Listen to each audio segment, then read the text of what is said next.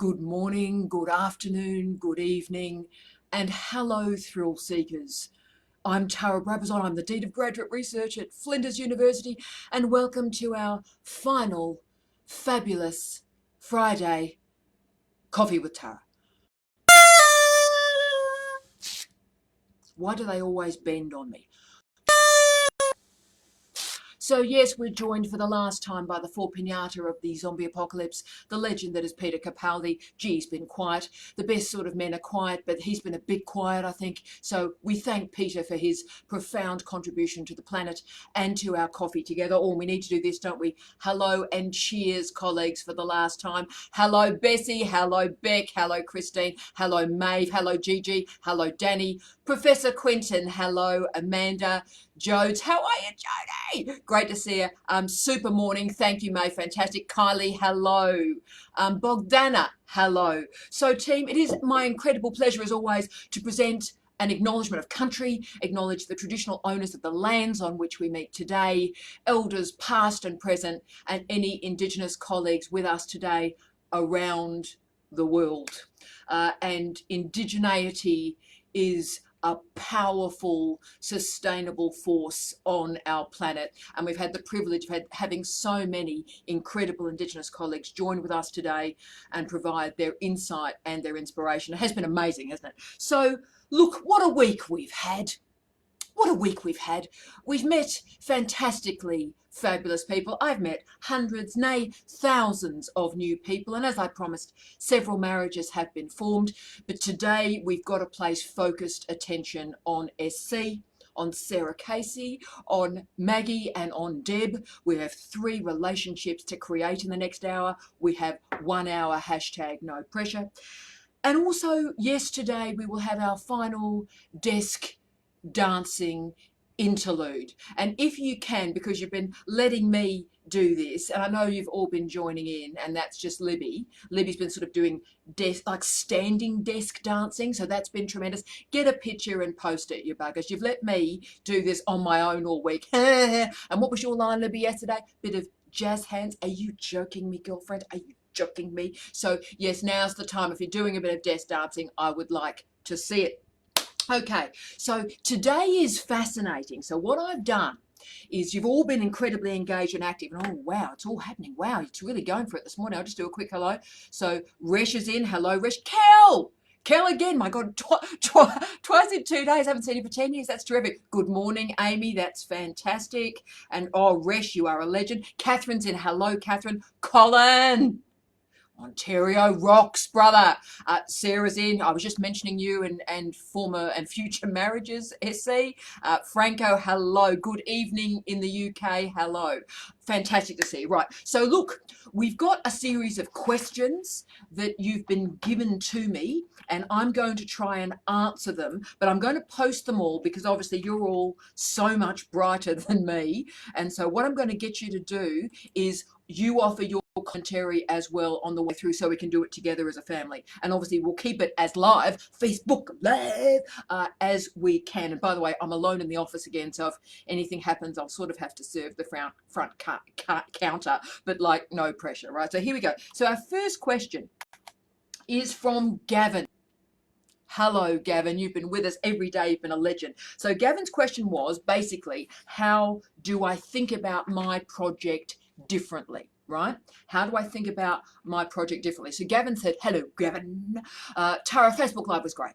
Thanks, brother. I love the comments about looking at subjects and methodologies differently. Yeah. I'm finding that enforced ISO, big shout out to all the crew in ISO, yeah, that enforced ISO is making me view what matters differently.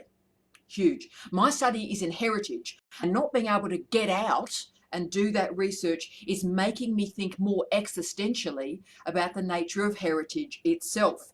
It feels like surfing a wave and not knowing where it's going. If you have any advice on this, thanks so much. So, Gavin, this is a great question. And for a lot of people in the applied social sciences, let alone the sciences, but let's focus on the applied social sciences, which of course includes a lot of allied health as well. So this is a big area, right?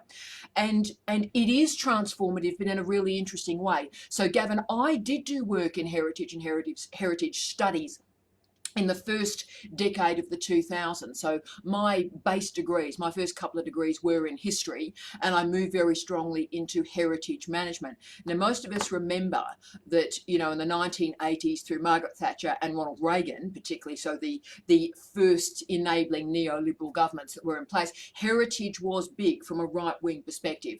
Then the late 90s with the centrist Blairite perspective, the centre-right, the centre-left started to get involved in urban regeneration, and that's when it became quite a big deal. Okay, and you know, creative industries, city imaging started to use heritage as well. The movement started to go into GLAMs, galleries, libraries, archives, and museums. So that's still in place. So there is no doubt that this is a big area, and it's still an emerging area. And I just wanted to raise for you, for those of you in the applied social sciences, digital ethnography. Digital ethnography is a fascinating area. It's got 20 years now of really, really good scholarship, so I would recommend it to you. And the extraordinary scholar who I've had the pleasure to have some engagement with, Sarah Pink. Sarah Pink, who I think is still a professor in the United Kingdom. Remarkable, really impressive scholar, impressive woman. And can I say, for Jen and Lauren, who I hope are on the call somewhere, they've presented through Facebook this week, as so many colleagues have, these great virtual tours of museums and galleries and so forth. So in terms of digital heritage, this is a really interesting methodology to look at. Yes, there's unobtrusive research methods that are in place for you, and I think we talked about that on Tuesday, and that's terrific. But yes, absolutely, digital heritage and the, if you like, the ontological reassessment of heritage is a really, really big area. So I hope that is useful. Hello, Clara. Hello, Liz. Debstar. Dr. Hinley's in the house. We just talked about digital ethnography, Deb, and how we engage with museums in particular, but you might want to offer some expertise about methodology in these times for museum and art gallery work in particular, and of course the alignment between art and sports studies in these interesting times. So that's fantastic. So yes, Gigi, absolutely. Gavin, incredibly inspiring question. He's been a legend. So let's now go to the wonderful Michelle's question. Hello. Hello, Michelle. So Michelle's question was, how do you, oh gee, these are fantastic. How do you protect your energy? How do you protect your energy when online teaching? And Michelle is in ISO with the wonderful kids. Michelle, you've been tremendous this week. Thank you for being a part of this journey. I can't imagine this week without you, actually. You've been just a star of these Facebook Lives. But look, we're all used to the physical exertion in the classroom. Look, I know I taught first years for 25 years. Yes, I am that old. I taught first years for 25 years, and at the conclusion of lectures, and still to this day, my dress is absolutely soaked. You know, I'm like Las Vegas Elvis, right? Late Las Vegas Elvis, you know, where's the money? I'm that person. I am that person. And I am shattered by the end of analog face-to-face teaching. So I get that. But I think what the surprise has emerged and been for Crew this week is like online teaching, you feel like your head's just been sliced in three by a mallet, right? So you're used to sort of the physical stuff, and yet online teaching is like, wow, what just happened? And there is a reason you're feeling like that, and there's good research on this. Because online teaching is different. I think we assume because the word teaching is there that we know what's going on. And actually, online and analog or face-to-face teaching, they are different entities, different methodologies, different epistemologies, right? And of course, we've got 20 years, as Arena knows, 20 years, and Jerry, hi Jerry, good morning Jerry, we've got 20 great years on online learning now. So we do know about this stuff. And online teaching and learning is different, because it is what I call front-loaded. No, it's not like the washing machine. I am obsessed by laundry, but it is front-loaded, right?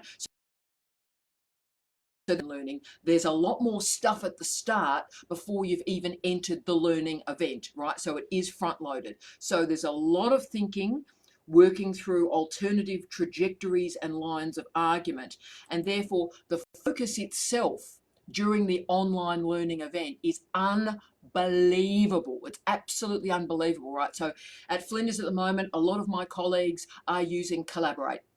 It works quite well. It's nested quite effectively into Moodle, right? And so, they're going, oh, look, well, it's the same as a tutorial. No, it's not. It is completely different. If a tutorial is moved online, it is completely different. And the concentration and everything that's going on is unbelievably different. And the reason for that, team, in media literacy terms, is that your sensory input and output, they're very different. So the way in which you use sonic media is incredibly different. Because you haven't got tactility, because you haven't got your senses of touch in place, all the other senses take over and they change when your hierarchy of the senses alter. Basically, so that's sort of a multimodality 101 in 20 seconds. So my advice, team, is as follows. And if Leanne McRae's on the call, we've been doing online teaching. I think I did my first online teaching in 1997. And of course, some of the wonderful people on this call were in some of those classes when we're experimenting. But team, you have to front load as much as possible. Treat it like a cooking program. And, here are the stages of the preparation. So I am making a meal. Here are the carrots. Here are the bits and pieces. So here are the ingredients. Then you add them together. But always remember that you won't be able to do things in real time, because digital time is very different from analog time, right? And so what you do need to do, like the cooking programs, is make sure you've got a series of completed objects that you can share, right? So here's one I prepared earlier. So it is like food. And if you've noticed, I've done something very similar in this. So I've modeled behavior. So I've already had the URLs and the questions and everything in place. So I'm not wasting your time. So here it is. Here it is. Thanks for playing. Here's the question. Bang, bang, bang, bang, bang. So I've front loaded as much as possible so that our time together, this hour, is efficient. But every hour of online teaching takes 10, 11, 12 in preparation. So it does chew through your time. So Michelle, that's why you're exhausted. So make sure that you give yourself downtime. Make sure that you decompress. And can I add one other variable too? Hi, Amy. Hi, Narelle. Narelle, darling, you're a rock star. You're the expert in this. So always make sure in all avenues of teaching and learning, but particularly online learning, that you've got the reflexive iteration in place. So you have a moment, it might only be 5 minutes, where you reflect on that learning process and you consider what it looked like, okay, and what was successful, what wasn't. And that's how we all improve incredibly quickly. But you do need to relax. You really do need to relax and particularly rest the voice. My voice is obviously, Brabazons, we are born with much larger vocal cords than the rest of the population. It's a genetic thing. And of course, we've got a very classy voice. It's like a foghorn on acid. So I don't have to protect my voice because I was born this way, baby. But obviously protect your voice, protect everything, because you will end up shattered. So great question, Michelle. Let's move to the legend that is Lucy. Hello, Chris. My sister-in-law has joined the conversation. The Brabazons are in the house. You think you're having a bad day. Some poor people are married to Brabazons. Okay, Jamie Quinton's on the call. Chris Brabazon, who's married to my wonderful brother, Stephen Brabazon, who had his birthday yesterday. Happy birthday, Steve Brabazon, is on the call. Can you imagine being married to us? So just, wow, sort yourself out. So our next question is to the legendary, wonderful, hello Julie. I was in the middle of a master's in 1997. Oh, it was a good year. It was a good year for music, wasn't it? Let's go to Lucy. Now, Lucy's question of me was, this is such a great question. What is the value in starting a PhD during a time of crisis? Wow to that. Now, Lucy, you are so ahead in that question. You've taught me something, and I just had one of my colleagues from admissions. We have our wonderful crew upstairs in admissions, HDR admissions, and she came down and gave me some information for you. This week, we have received more queries about doing a PhD than in any week in the 4 years that I have been dean. Extraordinary. Now, I'm not surprised, because that verifies a maxim that's existed in teaching and learning since the late 1990s. And that maxim is, when we live in a time of unemployment or underemployment, formal education numbers increase. And that's not as weird as it seems, is it, team? Because, all right, so I'm not in work or I'm not in full-time work. So what can I do to enhance my chances when the economy picks up? So education, formal education, is a great way to do that. And can I say the great advantage of doing this, and there might be crew on this call that are in our queries upstairs, but what makes now such a great time is, yes, you know, the economy is a bit well dodged, and those of you that know and are living in Australia at the moment know that the government actually doesn't charge you fees to do a PhD if you are an Australian student. So you get a fee offset, they call it in governmental speak. So you're not paying fees to do a PhD. But the advantage of doing it now, right now, coronavirus 101, is that you are going into this situation with your eyes open. So you know precisely what methods and what methodologies you can and can't deploy. You know the limitations of data collection. You know about TheraPink. You know about unobtrusive research methods. So when you're thinking about your research questions and your research objectives, you go, oh, right, well, these methodologies can be deployed on and offline and have a degree of flexibility. So that's fantastic. And of course, as I've always said, it's the limitations and it's the challenges that actually make up the research. Remember, we talked about a pearl is created by the grit in the oyster. So we live in weird times, and what a privilege that is for research. Weirdness is great. Weird is part of the job, Catherine Janeway. So yes, now is the time to do a PhD. There's not a doubt about it. Now, next question is from Sally, my mate Sally. I want to be Sally when I grow up. What is going on? Sally, I want to be you. So Sally's question of me is, how do I create a focus beyond cleaning?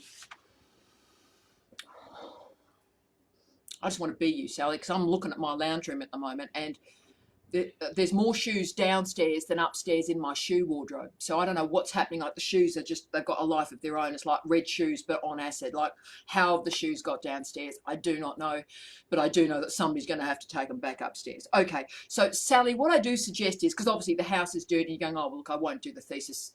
I'll just clean the sink, because the sink always needs a good clean.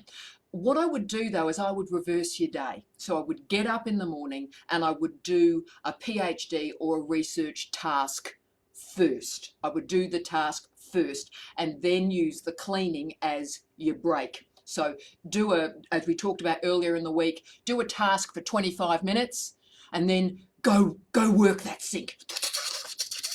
Okay, oh, love a good sink clean. Right, do that for 5 minutes, then return upstairs and do another 25 minutes. Then come downstairs and work out why the shoes are having a party independently. Okay, so do intervene in that, because obviously, you know, housework will pack out your entire day. I get that. And there's something sort of joyous about going, look at that carpet. Look how beautiful that carpet looks, right? I get that. But do the work first and use the cleaning as a break. Okay, next question. How are we going to check in? Bessie, hi. We're doing fantastically. Gigi, you're a legend. Yes, SOS, you're absolutely right. Work on the language, work on the modality of teaching and learning. You are a rock star. Yeah, look, Debbie, your shoes are breeding everywhere in the house too. Look, what is going on, mate? What is going on? I haven't worn some of these shoes in like when Tony Blair was Prime Minister of England, right? That was the last time I wore some of these shoes, and now they have a shoe party downstairs. What is going on, right? Just no clue. Gorgeous Irina has given me a question, and I think I'm going to make this into an entire vlog too, Irina. As always with you, they're fantastic points. Now, and this is particularly for the crew nearing the end of the thesis, and I've got, I think, 4 students finishing in the next 6 weeks or so, so I'm living that dream with you, brothers and sisters. So what are the tips and the traps in using an editor on your PhD? Now, Irina, what you need to do is you need to start with you and your thesis. So be very clear, what do you need an editor to do on your thesis, right? So firstly, start with you. Think about your thesis, what you need them to do. Boom. Then I want you to interview the editor. Remember, you are giving them a job, paid employment.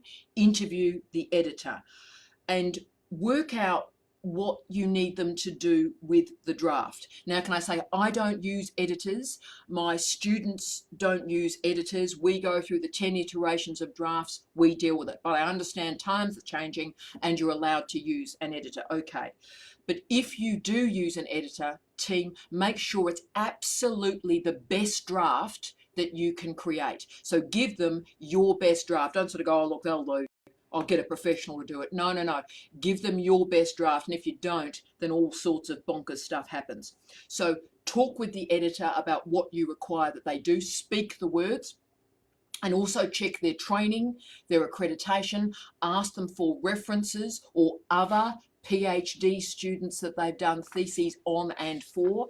Do that and interview those students and see if they were happy and then go for it. But the key, I think, that where problems happen with editors, Irina, is people go, oh, look, they just hire an editor and they just give them sort of this thesis that's sort of held together with like tissue paper and a Tic Tac. And they go, oh, look, good luck with that. And they're sort of horrified when it comes back about the same as it went out. You know, if you put in polony, don't expect fillet steak back, okay? Whereas if it's good fillet steak, expect a very attractive stir fry cut upon the way back. Yeah, rock and roll. So how are we going for time? Hello, Ruth. Yeah, oh, I'll just read Ruth's for a moment. So Ruth, as always, I'm not sure what she's trying about. I haven't gone to the comment and reply to Kay, but I'm told that the staff are busy. How do you get the uni establishment? Right on, sister. How do you get the uni establishment to trust their PhD candidates so they can set it up if they don't have time? Right, so Ruth, I'm going to just answer. I'm not quite sure what we're responding to, but it's a little bit about what we're doing at Flinders at the moment. Look, you know, the nature of higher education is it is a post-Fordist gig.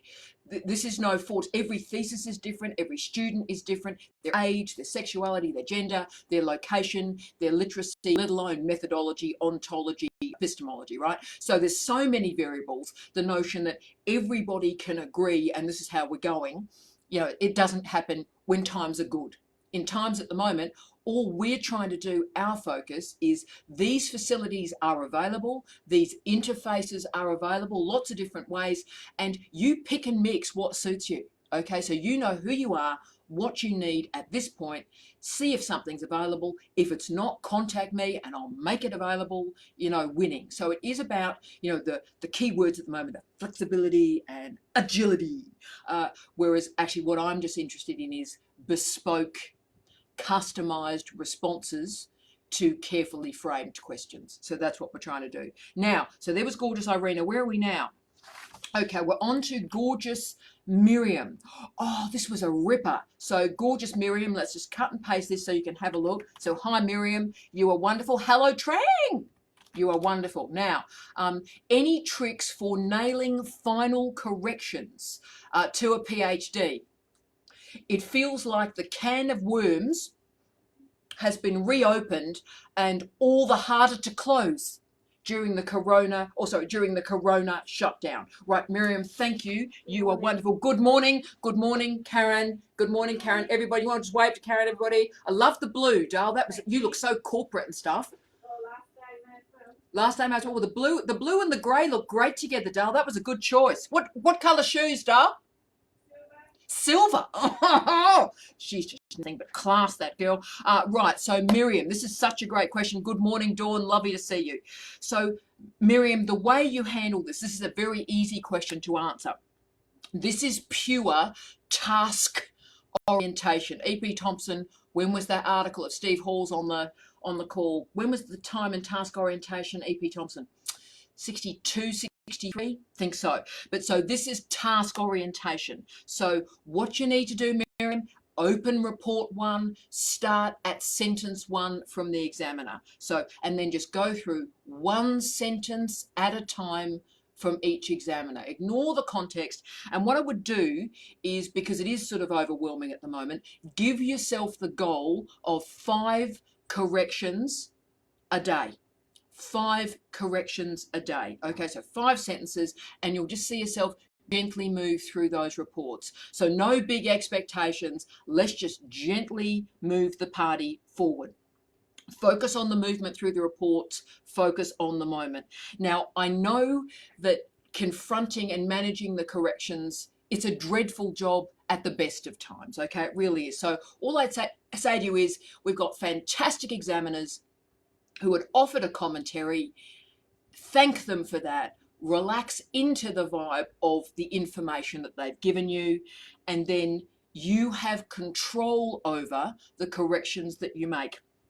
And for all the crew at Flinders, you've heard me say this thousands of times, but remember, the key is to address the corrections.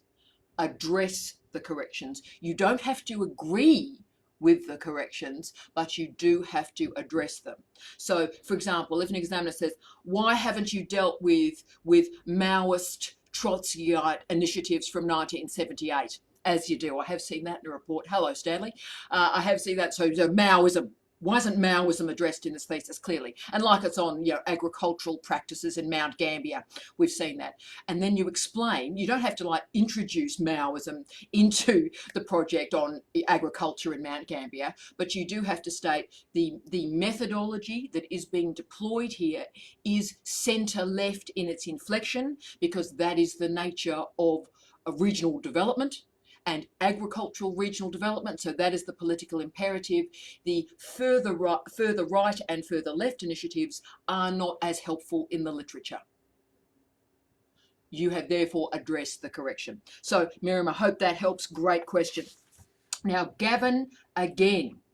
Gavin, I just can't manage without you. You need to stay in my life forever. So let's just cut and paste this in. So fantastic session again. Thank you, Gavin. You are a legend. But now I can't stop wondering, was Bowie holding back all the dark forces in the universe?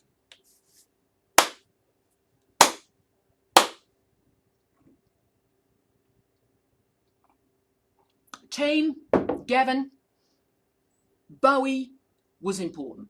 Just like John Lennon in many ways important, right? Because they represented and they captured for generations of people, like decades of people, unpopular popular culture. One of my obsessions, hello Alyssa, one of my obsessions at the moment is unpopular popular culture. So the popular culture that does dodgy stuff, that gets in people's faces a bit and makes them feel a bit agitated. Lennon did that a lot and Bowie did that a lot. So the pushing and the testing and being sort of unfashionably fashionable, the world does need that. And I think Black Star, which was Bowie's 25th album, and of course his last, was so incredible because, before we knew he was sick, it was an album on death. And so he was dying and he wrote about dying. Like, wow. Okay, so amazing. And we're lacking that honesty. We're lacking a lot of that authenticity in popular culture at the moment. So we have Peter Capaldi's Doctor, who is no longer with us. Don't even get me started on the next Doctor. I can't speak on this matter. I cannot speak on this matter. But we still have great TV. Better Call Saul is a great example of that. We still have the Pet Shop Boys. Yeah, but Bowie did matter. He was holding the universe together and he sung about life and death and pop right till the end. So yes, the planet is different. It's a lot colder and it's not dealing with unpopularity and post-popularity in an evocative way. So it's less honest. So colleagues, are you ready? This seems post the Bowie conversation, time for our last installment of Desk Dancing. Now I'm just checking, is everybody ready? Yeah, Danny Pet Shop Boys. Yeah. Is everybody ready for Desk Dancing for the last time? Is everybody limbered? Is everybody limbered? Are we ready? Hello, gorgeous Kirsten. I taught Kirsten in Wellington in 1994 and now she's in London and we are living it. Oh, okay, Absolute Beginners. Makes me weep. The first time I heard it, I think that's the only song, the first time I heard it, I was crying like before the chorus. Unbelievable track. So team, you know what I've probably chosen for the last. I know it's not Bowie, it's not Pet Shop Boys. I have chosen a theme tune for us at this time for the planet. Are we limbered? Are you stretched? Let's do it. Desk Dancing, the last Friday initiative.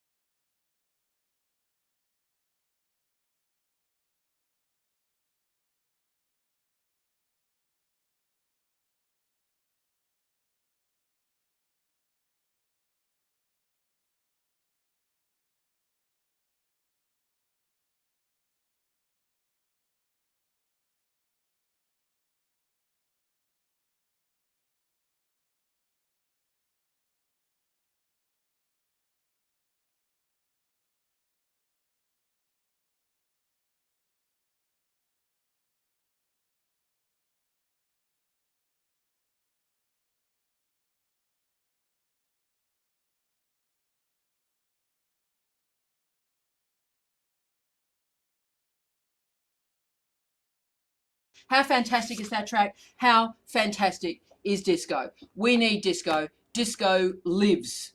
Disco lives. Thank you, Narelle. Thank you, Narelle. With the kids dancing, we need the kids up too. That is fantastic. Unbelievable. Yes, Lauren. Lauren and Jen can't manage without you. That's fantastic. So desk dancing, and what I'd ask every morning, think of me, put on disco, and give me a bit of a groove thing at the desk. So do that.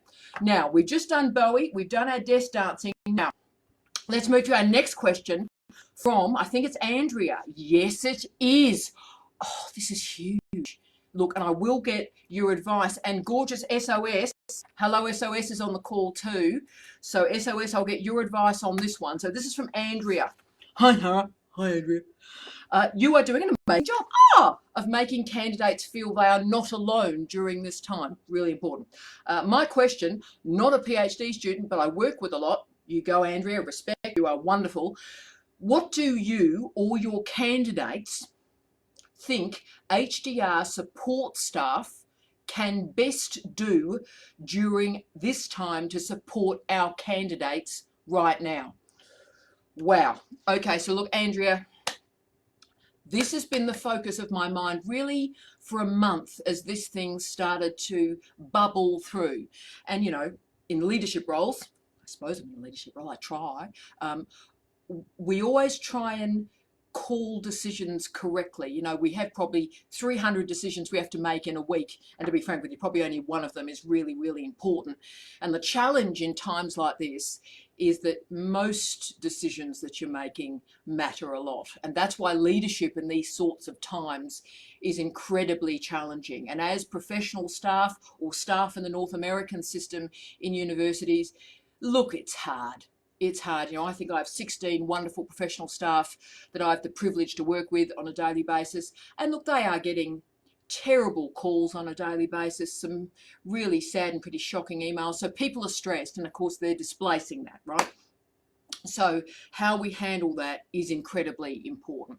So look, I've come up with some first principles about how we progress in the higher degree space. And I'll take your critique on it, and please help me, because that's why we're here. Hello, Pete. Good morning, Bathurst. Lovely to see you, sir. Oh, that's funny, Rebecca. That was meant to be a smiley face, not a shock face. I have this effect on women. I understand, Rebecca. It's fine. It's absolutely fine.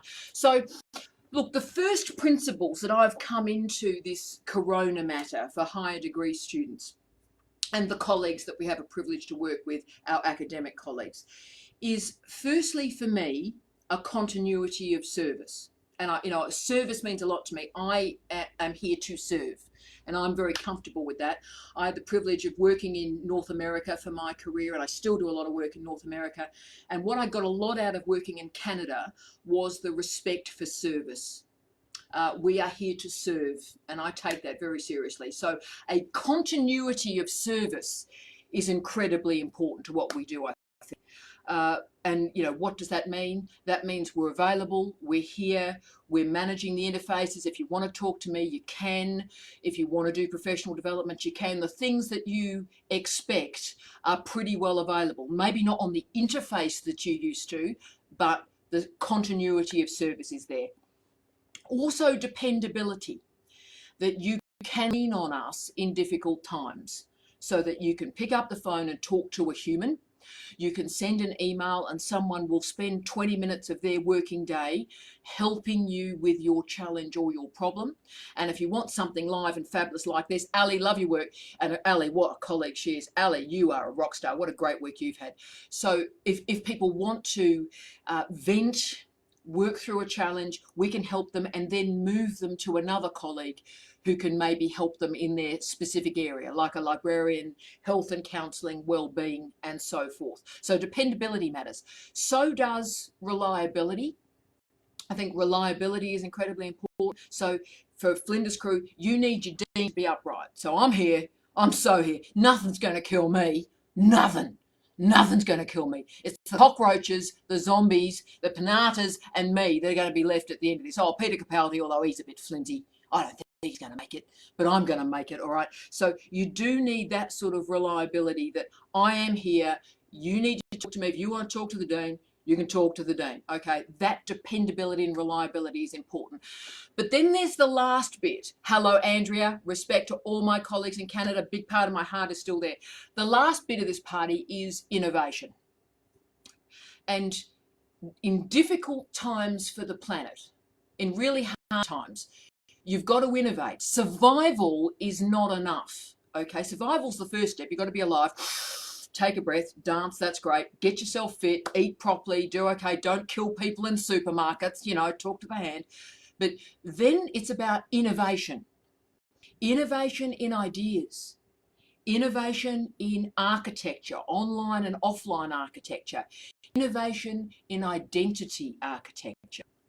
So thinking about how the chairs of our identity are organised in our lounge room, how we can make our identity operate in this time. So that's about interface management, it's about literacy, and I always think it's about being avert, team. So all the things you assumed, all the conversations you were having in your head, like I'm sure everybody agrees with me, but I won't say anything, I'll just have this conversation in my head. You have to express it, and that can be challenging. It requires honesty and it requires courage. But, if we've learnt anything from this wonderful week we've spent together during this time for the planet, it's time to front up. It's time for courage. It's time for innovation, and it's time for opportunities. It's time for us to not just settle, just sort of settle in our mediocrity and go, oh, look, I'm fine. I'm sort of doing okay. It's like, nah, that was never good enough, and it's certainly good enough now. Because the planet needs you. The world needs you. It is time for the great researchers on this planet to lift, to show the benefit of thinking deeply and widely and continuing to move. So that's our goal. So, they're my operating principles for how, a dean, how an Office of Graduate Research occurs. So I must not disappear into a bunker. I won't stop the services. So I won't stop the vlogs. They may be recorded with me sort of in my bathroom, which will be great sound. But we will continue to do this. Everything we do, we will continue to do. That's important. You need to know where we're at. You need to see me. You can see me. Fantastic, you can do that. But also I'd say we can't have false hopes, team. That's really important. SOS, thanks, mate. Yeah, that's right. That's correct. We need the system. That's a great point, SOS. I'm going to cite you on that. We need the system to be robust, and we need the system to remember PhD students and all of us right now, so that in 6 months' time, the system doesn't go, oh, I wonder what happened to all those PhD students. It's like, we're here, we are visible, and we are important now, tomorrow, next week, next year. We ain't going anywhere. We're here. We're fabulous. Get used to it. Okay, so I think SOS's point there is a great one. But also I think at SOS we need to not establish false hopes. Yeah, so I can't say to students, because it's not real, that, oh, right, well, more time and more money is going to be available to you. Magically all this stuff is going to appear. And that's why we brought Jamie in yesterday to talk about September 11. And I got, so hundreds of emails overnight, people quite emotional about it. But I brought him in for that reason, because, people have had to handle incredibly tough stuff regularly. Yeah. And you think about a young man, a young physicist with a young family, a baby, having to manage September 11 as a foreigner, and he didn't get extra time. He made a decision to work harder. And I wish there was plenty of money and all the rest of it. But as we've talked about in Australia, and I'm sure it's similar to colleagues around the world, 1 million Australians lost their job on Tuesday. And, as a country, we have to take a breath, because that's 1 million lives. How many families that have been destroyed, crushed, damaged, hurt, brutalised. So what we have to do as PhD students and colleagues is understand that and be robust and be efficient and be productive and continue to perform. So I think the way to do that, and I'll take everybody's call on this, is we've got to keep in our present. We've got to live in the day, because we've got nothing else. The past doesn't exist anymore. The future's not promised. We have the day. No regrets, no horror, no false hopes, just be in the present. Good on you, Gigi. Thank you, Sandy. Sandy's comment is just a magnificent one. So, Sandy, I'm so grateful you're on this call. Now, let's go down to wonderful Elise. Oh, this was a great one. Okay, we'll just cut and paste this one across. And again, colleagues from multiple disciplines. We've got a stack of physicists on the party. Fantastic. The physicists have come out. You know, it gets serious when the physicists leave. Yeah, come on. They've left the bunker. The physicists are in. So's all that crew from creative-led practice that we're going to talk about in a sec. But Alyssa's point was, how do I evaluate journals? So, Alyssa, there's lots of different ways to do this, okay? I talked about yesterday open access journals, openaccessjournals.org. And that's a great site. I go there all the time. And so for me, my decisions about journals, to be frank, start and finish with, is this journal platinum open access? If the journal is platinum open access, then I publish with them. If it's not, then I won't. I start there. But that's my particular view, and I'm very old and very experienced and in a whole series of very weird disciplines. Hello, Lani. Hello, Louise. Lovely to see you both.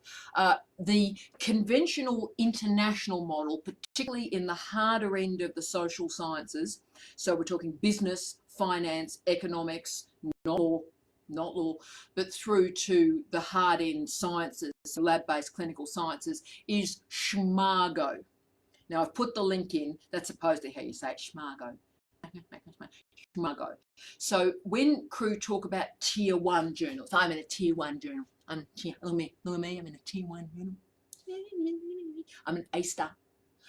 When people talk about the tiers or the ranking of journals, they're often using SHMACO. Sorry, that was a dog food. I always laugh when people do a big thing about SHMARGO. I sort of end up with SHMACOs, and that's the whole thing. And then I've just done it in public. I've just expressed a thought. Still makes me laugh though. So if you are interested in ranking, it's not a bad idea to look at it. So I do look at it and look in my sort of field, and SC, have a think about this. I know what you think about the SHMARGO, but if we're dealing with cultural studies or communication studies, you know, mixed. To be frank, I'll just put my critique out there. It's a little bit too fixated and focused on UK, European and North American journals for my liking, to be frank. So it just seems a little bit convenient to me that the tier 1, the top tier journals all happen to be based in Europe and North America. You know, I do a lot of work in post-colonial studies, so that seems a bit well dodged to me, but that's a whole thing. But team, it's about your career, and the world is interested in tier 1 and A-star and all the rest of it. So that's the site to look for.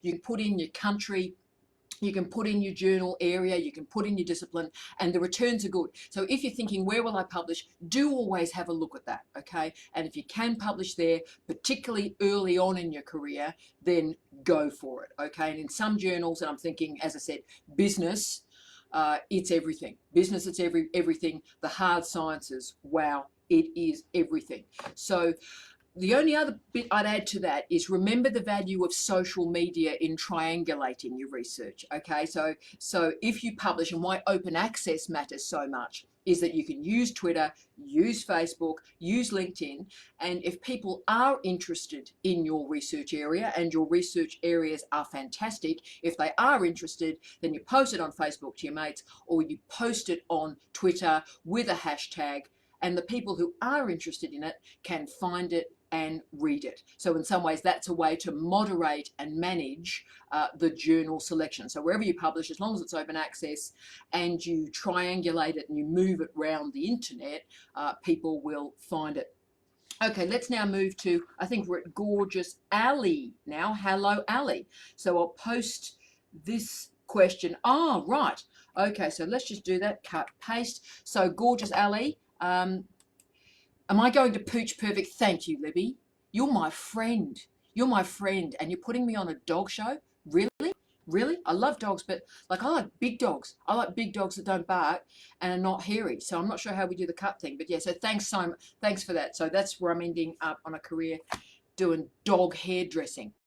How is that a thing? Can I just put that out there? How do you decide that you're going to actually cut dog hair on telly? How did that happen? It's like that craft show. How do you decide, let's do competitive craft, let's get some felt, let's do this? I mean, what's that about? Anyway, so gorgeous Ali. Fantastic. So as a brand new PhD student, bright, shiny eyes intact, I'm wondering, with the door now wide open, where would you start new students off?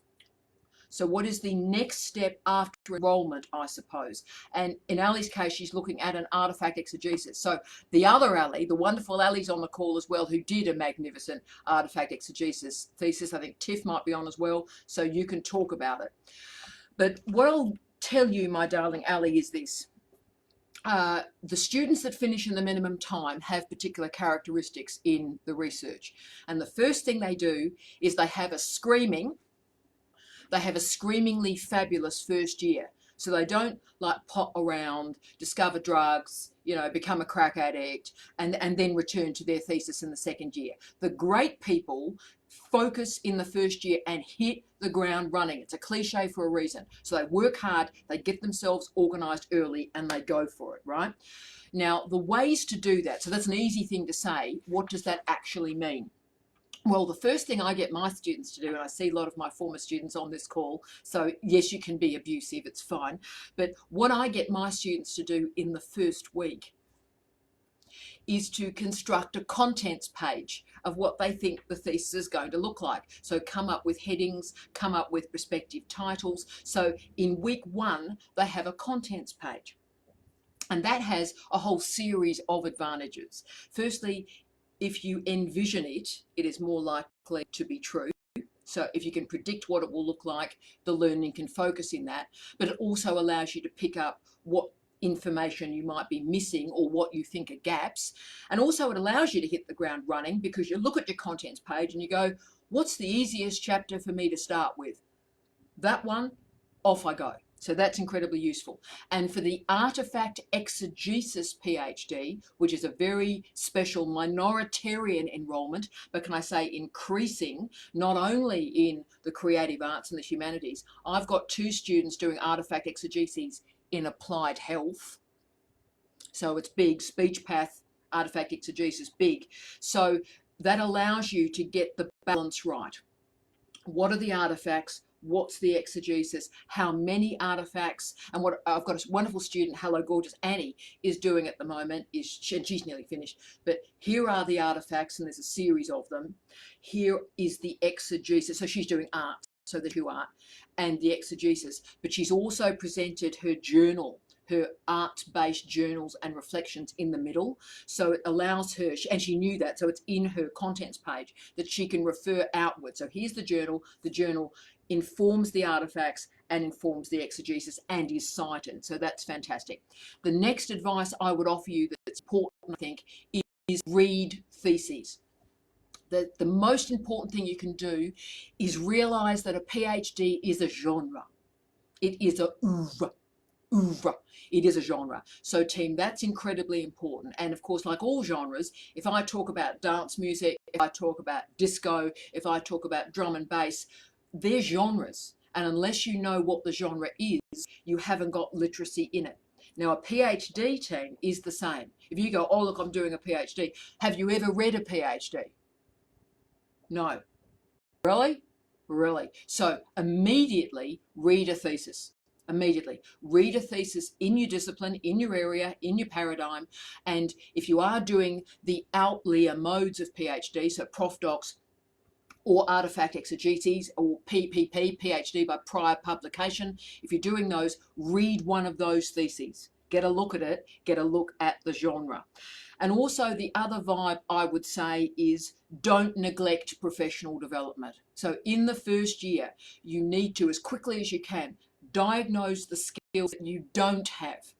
So what do I know that I don't know? What don't I know? And please log that, what you don't know, and find professional development right at the start of the candidature that addresses those matters. Incredibly important. A lot of colleagues around the world are working in Vitae, the wonderful Vitae structure that came from the UK. That is nice with its domains, so it allows you to structure your professional development and know what you don't know. The final bit of advice I'd offer to you, my darling, is both read and write from the start. So don't write up at the end. That is the path to madness. Don't sort of not read for a while and just drink coffee and talk about your thesis. Day one, read, but also day one, write. Because we learn to write by writing. Our writing improves by writing.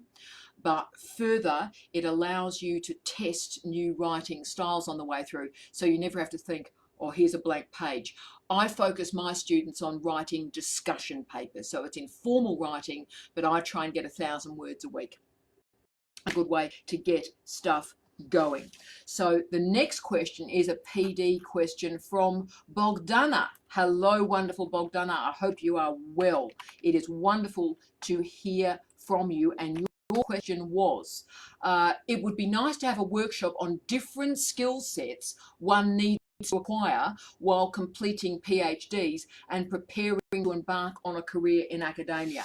Oh, look, absolutely. I think that's a great point, Bogdana, and we try to do that. What I think I'm going to focus on in the next little bit, crew, is look at what I've referred to in my writing and research as push and pull media. So that is, I'm getting students right at the start to think about how they would like to use social media to disseminate their research. So, you know, this is no longer sort of an occasional, oh, look, that's a side issue, I won't get involved in Twitter. Team, that's not an option for you now. It's really not.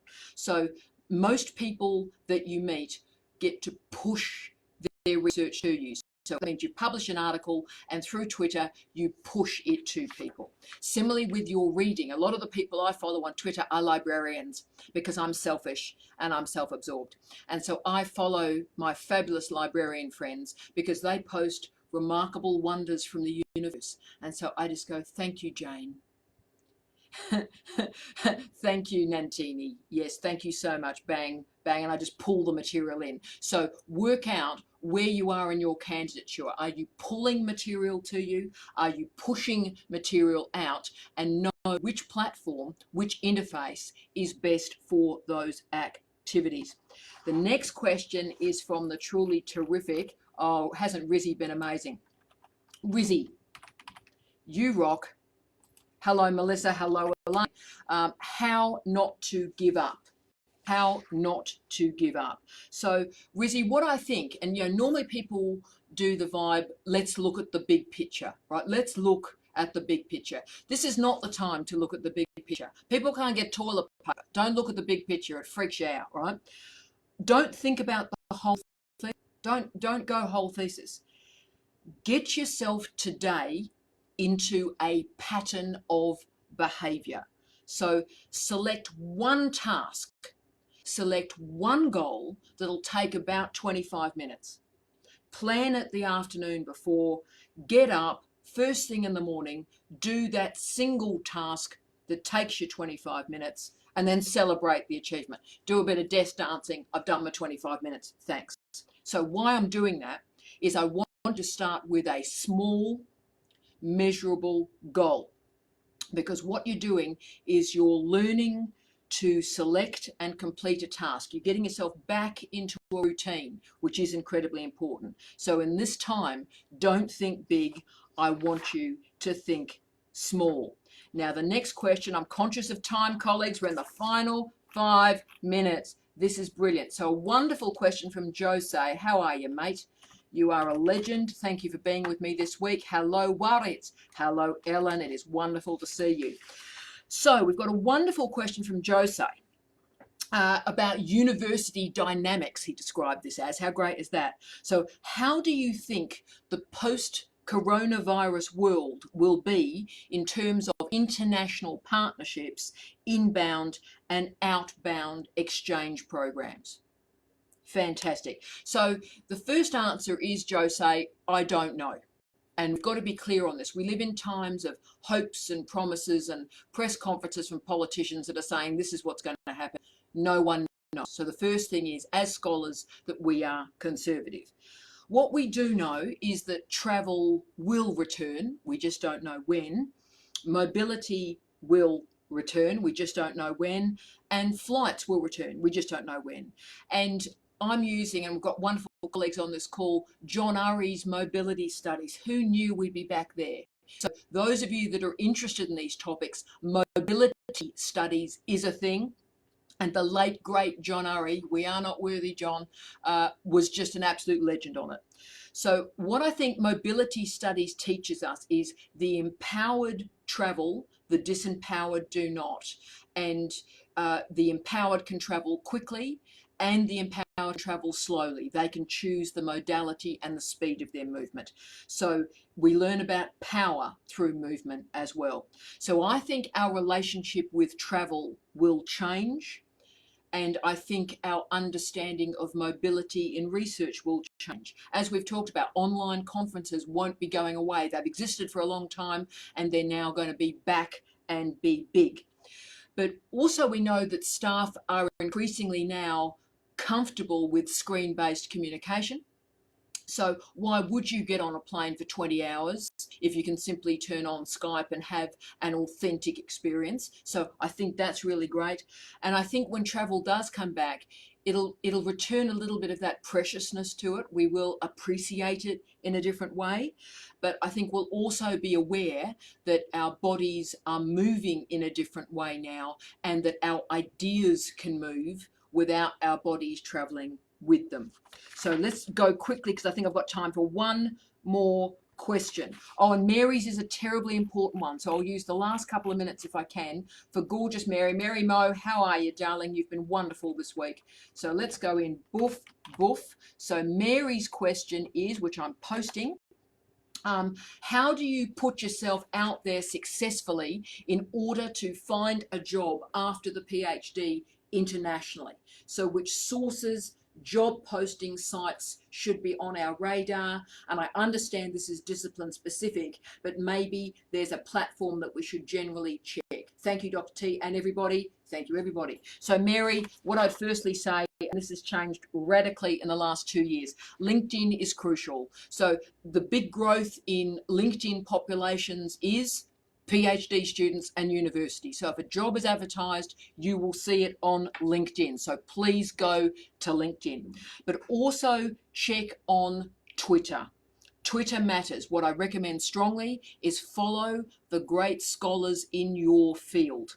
Because if they've got a postdoc, if they've got a research job that is required, they will advertise it because they will need it. Also check hashtag PhD chat, hashtag ECR chats. Jobs appear on those variables all the time. So the key is follow the key scholars, LinkedIn, but particularly Twitter. And my late wonderful husband, Professor Steve Redhead, thinking of you, Steve, always used to say, if you are prepared to work anywhere in the world, then you will always be in work. And I have found that maxim to be true. If you are prepared to move, then you will always be in work. So colleagues, I am conscious of the time. It is now 9:29 in Adelaide, and I wanted to say thank you. Thank you to every single person who's shown up here, who's been present and wonderful. I feel like we've made new friends this week, and we have. We've created a new way of thinking, a new way of communicating, a new way of being. Obviously, several relationships have been formed, if not consummated. That's your own business. No pictures there, please. Thank you. SC, we're still on the lookout. Maggie, we're still on the lookout.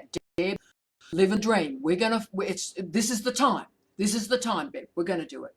But thank you so much for everything. Thank you for renewing my faith every single day that we are strong and we are clever and we are interesting and we can be successful. And thank you, in times when it seems so individualized and atomized and selfish and me, that we have come together today and we have built something. So thank you for this week. Keep in touch with me forever and ever and ever. Keep in touch with the wonderful friends that you've made this week. And I wish you all a wonderful day, a wonderful week. And let's hope 2020 becomes a bit better, hey? Together we can. Thank you for being with me and see you soon. Take care. Bye-bye.